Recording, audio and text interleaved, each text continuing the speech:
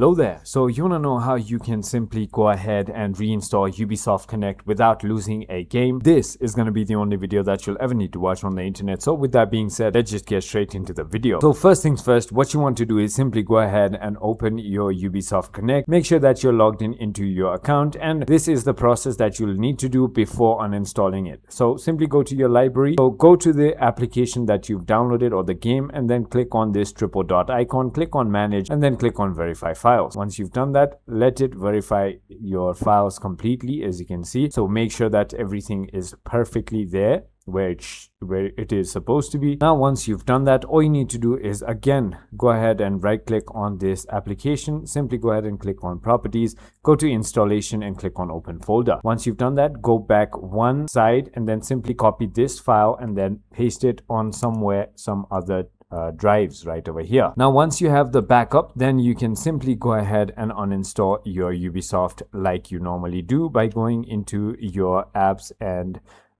let me just go ahead right into the settings first, and then go to the apps and then go to installed app, and now you can simply uninstall Ubisoft from here by right clicking or clicking here and clicking on uninstall. Once you've done that, now once you re-download it, all you need to do is simply go ahead into your local disk C where your Ubisoft download settings are normally, and you just need to paste it right back where it is supposed to be. So exactly inside local disk C, program files 86, then search for the Ubisoft right over here. So let me just go ahead and do that, and inside Ubisoft into game launcher, in the games, just paste it back right here, and that is it. Once you relaunch the Ubisoft, it's going to automatically detect the game and it's going to show you. So I hope this video was helpful to you. If it was, hit that like button and I'll see you on the next one.